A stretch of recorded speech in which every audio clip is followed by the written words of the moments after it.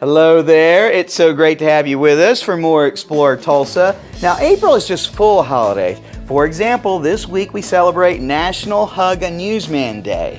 What if it's a female sportscaster? Even better. Who wants to hug a serious old news guy anyway? Well, I don't think Oklahoma's first female talk show host will let you hug her, but she can sit and talk some serious sports with you. As she does every weekday from noon to 3 with John Hoover on the Franchise Tulsa.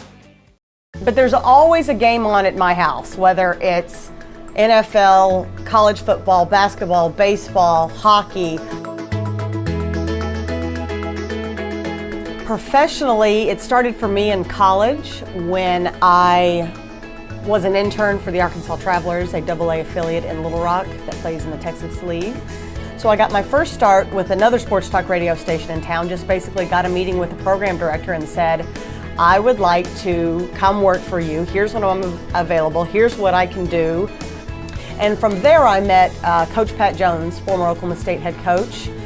And he asked me to come work with him and host Coach's Cabana, which is a college football show based upon second screen medias.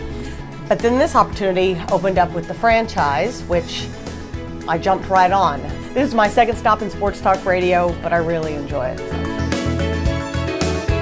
We have a very fast pace. Our tempo and I think our chemistry in 8 shows now together, plus a couple of auditions. I think our chemistry is really good.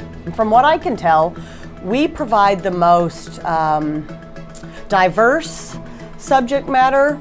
The two of us, we're constantly interacting. While we're talking with our hands, we're pointing signals to each other. Obviously, we focus in on our local schools, but we're not just a football show. We're not just football with a little bit of basketball. We include the Oklahoma City Thunder in our talk. We include the 3 major universities in OU, OSU, and TU. To have that kind of chemistry and that kind of togetherness after just 8 shows as of this taping, I think is pretty unique.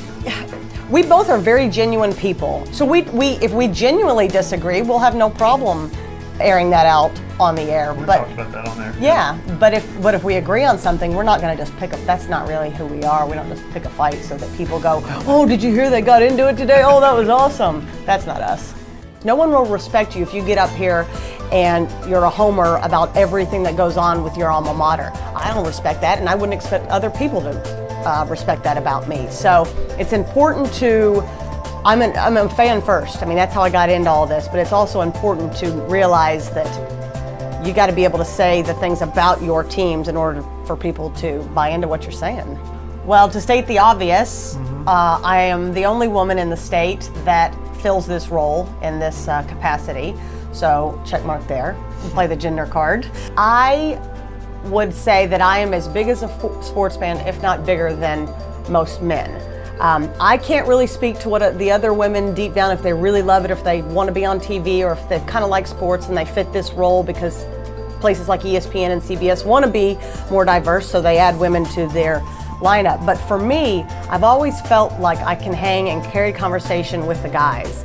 At parties, I tend to flock to the conversations about whatever sporting event is going on. I've always been that way from the time I was in elementary school till now. So for me, it's more about being a woman in this industry, and it's less about that and more about being good at my job, regardless of what my gender or what the status is. I try not to play into that gender card, as we mentioned before.